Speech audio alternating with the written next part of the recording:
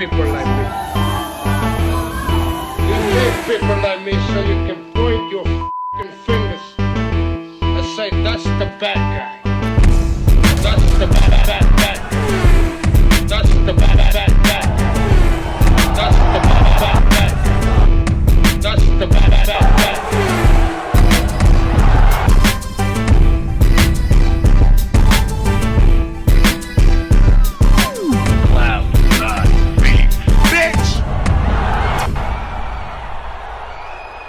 Welcome to the motherfucking relay. We're covering today's top boxing news. Okay, we'll start with this. It appears that Bill Haney is paying close attention to Ryan Garcia's upcoming fight and whether or not there will be any form of anti-doping testing conducted. He said, "What's up with all these fighters enrolling in VADA? Is Jose Ramirez, Ryan Garcia, and Romero tapering off or getting cold feet?" Devin is supposed to be facing Jose Ramirez in his very next fight.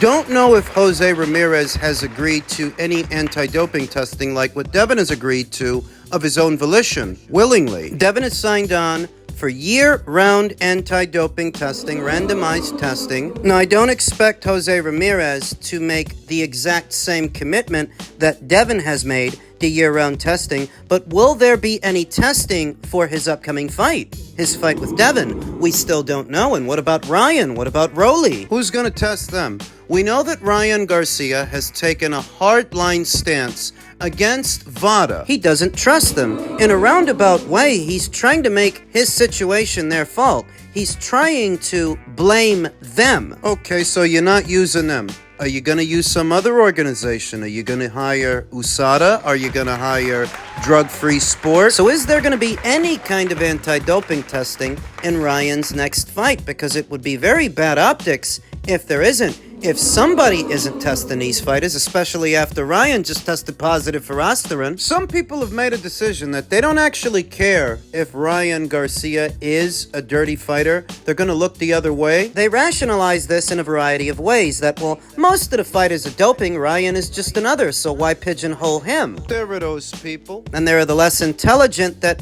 only really defend Ryan Garcia because he's a Joe No Sabo, and so are they. Joe No Sabo solidarity. It's the only real reason they're defending him. It's the only real reason they're going up to bat for him. And that's their prerogative. I don't care. But these are very bad optics for someone who claims to be innocent, for someone who claims that he's been set up. If you don't hire anybody to do any kind of anti-doping testing for your next fight, it makes it that much more obvious what you're up to. He's doping, and it's very obvious he's been doping. Very obvious.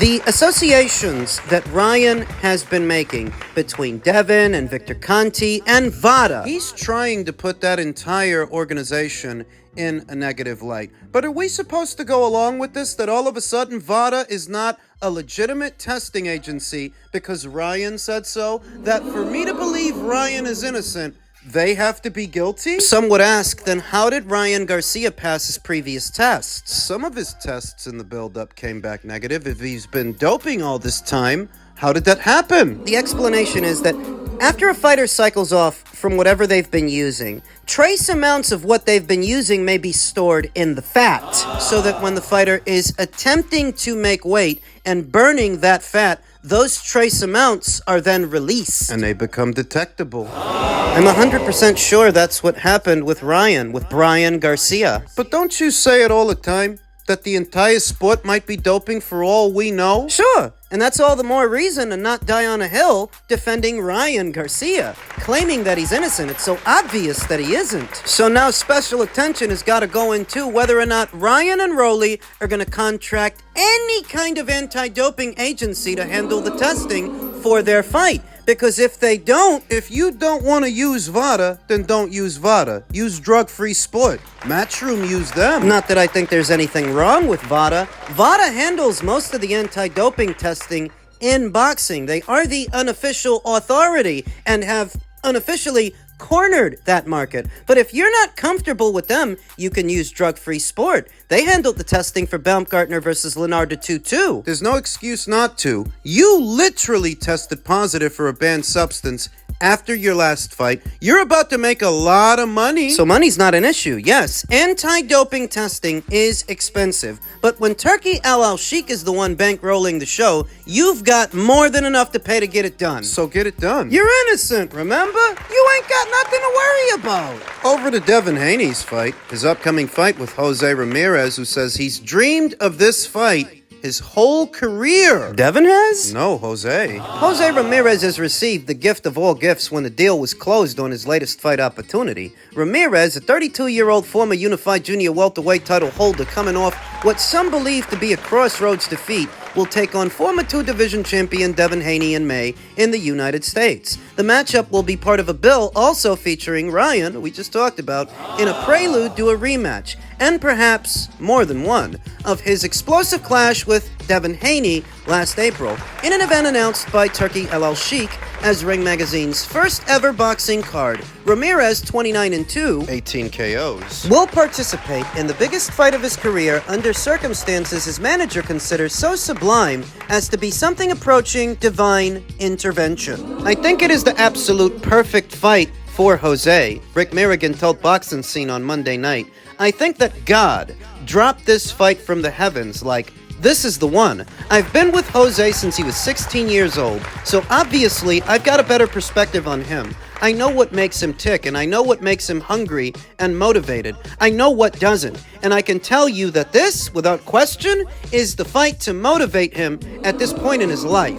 Ramirez of Avenal, California, ripped off 26 consecutive wins to start his professional career, but was never able to fully capitalize on the climb. He beat Amir Imam in 2018 to capture a vacant junior welterweight belt, then added another in a 2019 stoppage of mighty Mo Hooker, then unbeaten. But when attempting to add a third in 2021, Ramirez was beaten for the first time in a punishing unanimous decision to Josh Taylor. Promotional issues slowed his progress on the road back, and last November, a second career loss to Arnold Barboza Jr. all but stopped Ramirez in his tracks. Enter Haney, 26, who represents the best opponent in the biggest fight of Ramirez's career, and whose own recent hard times are what gave Ramirez an angle in.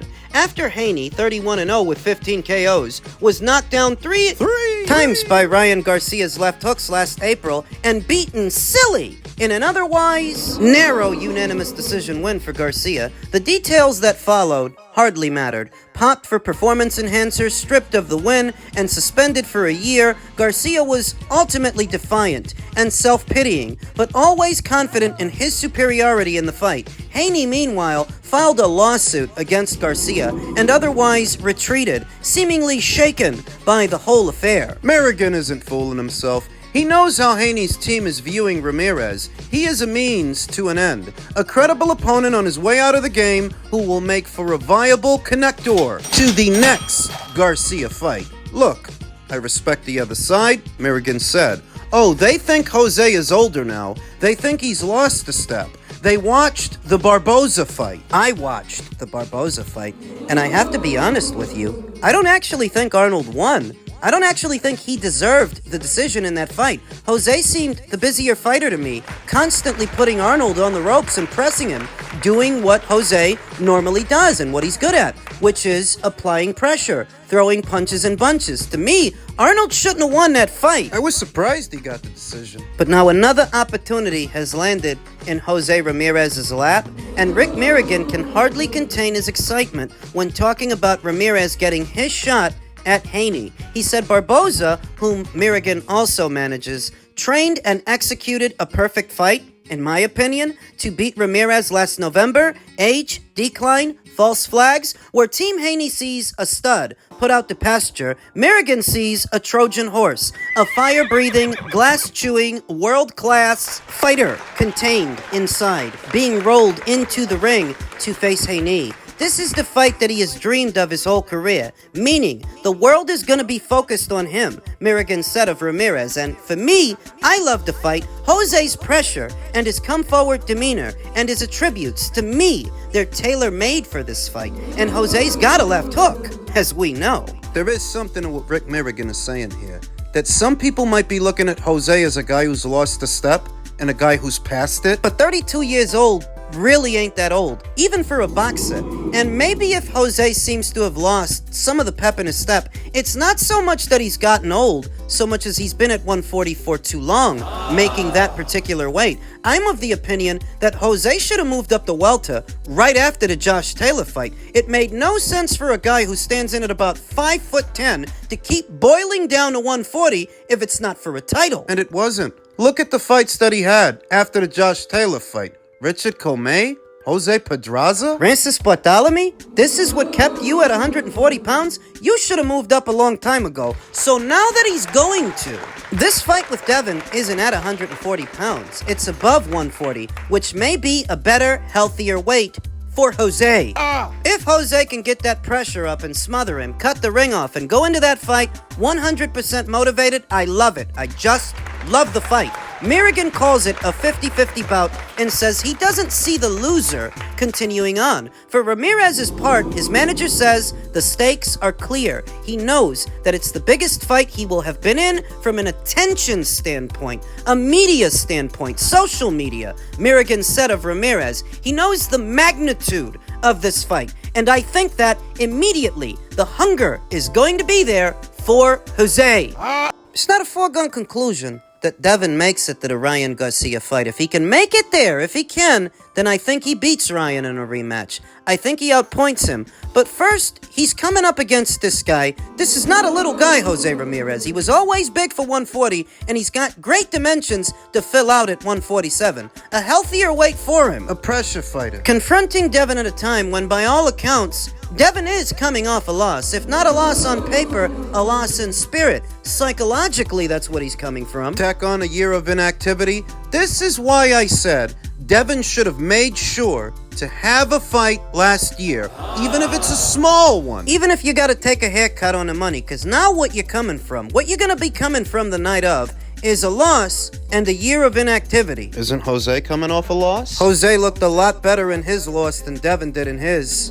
Devin had long benefited from having a height advantage and a reach advantage in the lightweight division, where most of those guys were smaller than he was. Not so much at super lightweight, and definitely not at welterweight. At welter, Devin's not that big. In fact, Jose's going to be the bigger man the night of. I don't know the exact contracted weight for the contest, but I do know it's not at 140 because Devin himself waved goodbye to the super lightweight division, so we have to assume this fight is a welterweight contest, and I know of no rehydration clauses or weight stipulations that Jose will have to adhere to. It all lends itself to his base style in all the ways that Devin's height and length lended themselves to his base style. To how he likes to fight. So what you have to ask yourself is, how confident are you that Devin will be able to handle the pressure and size of Jose Ramirez, who ain't the best pressure fighter around? But does he need to be under these circumstances? 1 and 2 punches at a time, moving around, using the ring.